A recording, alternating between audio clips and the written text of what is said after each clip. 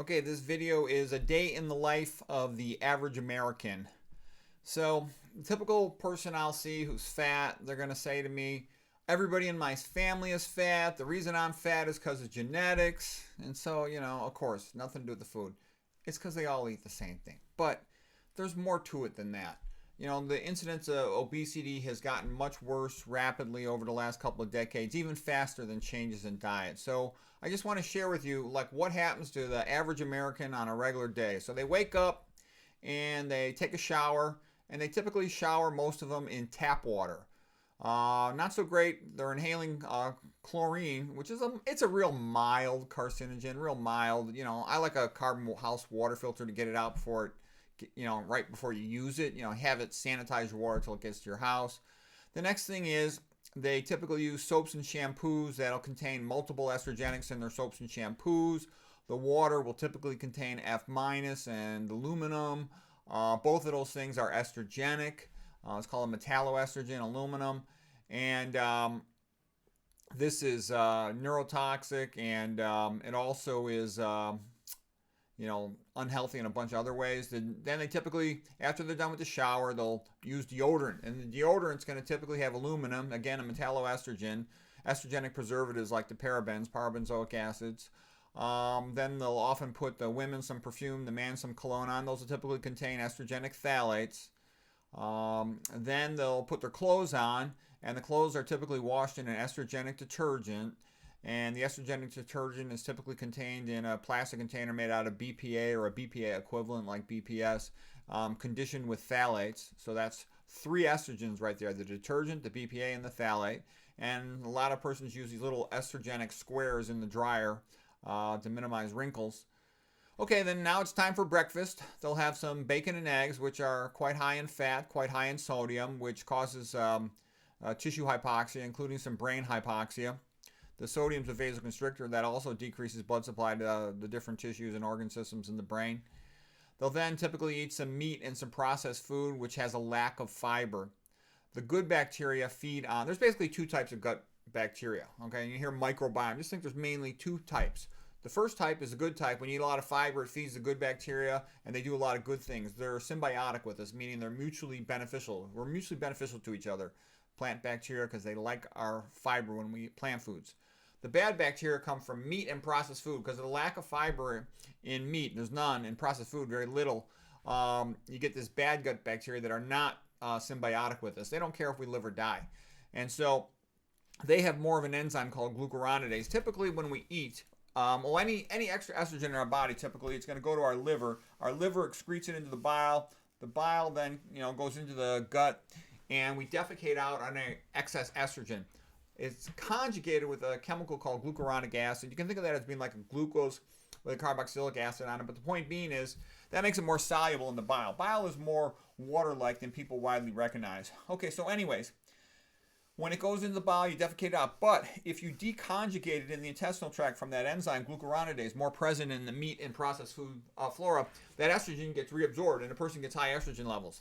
I've known women, they've told me, every single woman in their family had to get a hysterectomy for fibroids before age 35. And I'm like, yeah, because you all drink tap water and you all, eat meat.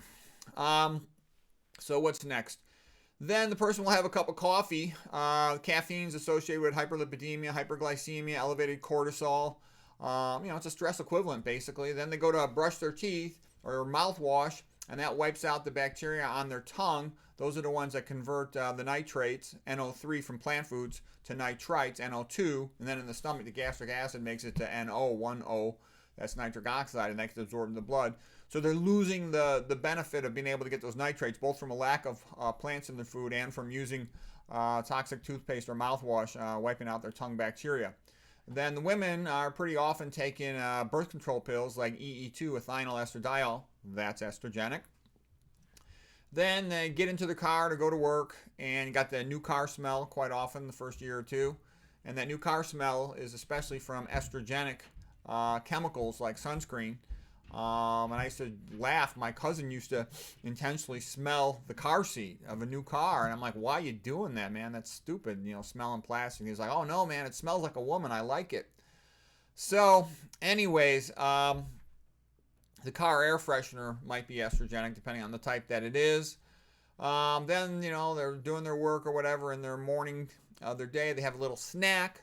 They have bottled water in an estrogenic plastic, something like, polyethylene terephthalate phthalate at the end there. Okay, the water will have F minus in it, again, neurotoxin. Then they go, oh, time for an energy bar. The energy bar is flavored with MSG, which is considered a neurotoxin, especially by Dr. John Olney, Russell Blaylock, Catherine Reed, PhD, etc. And often it'll contain some food dyes in it, like red number 3 and red number 40. Those are estrogenic. This guy, Anthony J., wrote a great book about estrogens called Estrogen Generation. I think I got it around here somewhere.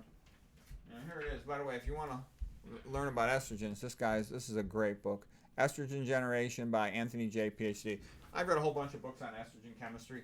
That's the best one. It's real fun. He did his PhD in estrogen and lipid chemistry, especially. Like, he knows the estrogens quite well, and he's a real entertaining writer.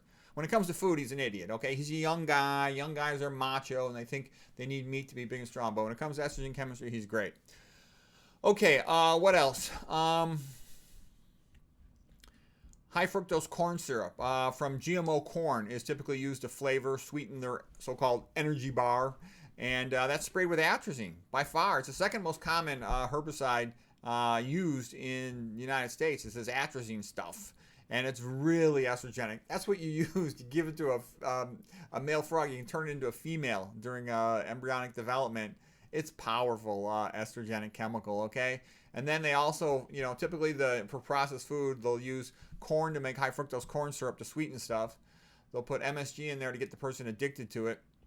And then they'll use GMO soy for the protein component of these processed foods, and that is estrogenic, okay? And it's often sprayed with this GP stuff, which is very unhealthy. This lady's done a lot of research on that and talks about it a lot. Okay, next thing for lunch. How about a diet soda pop with a little aspartame, neurotoxin? Then some salad, but the salad with dressing on it, which has got trans fats in there, atherogenic. Then if they're at home, they'll put the dishes in the dishwasher. Well, guess what? They use estrogenic dishwashing detergent. Estrogens are in most of these soaps and stuff. Like I said, they're in shampoos, they're in dishwasher soap, they're in laundry detergent. Then for dinner, they'll have some meat, which contains a lot of estrogen. They'll give estrogen to farm animals because it fattens them up fast. Estrogen is a fat storage hormone. In a sense, it tells the brain that the animal is pregnant or the person's pregnant so that they should store more weight because the baby might need that for energy. Then they'll have a beer that's estrogenic, maybe some MJ after dinner, estrogenic. Maybe they'll burn a little lavender incense, estrogenic.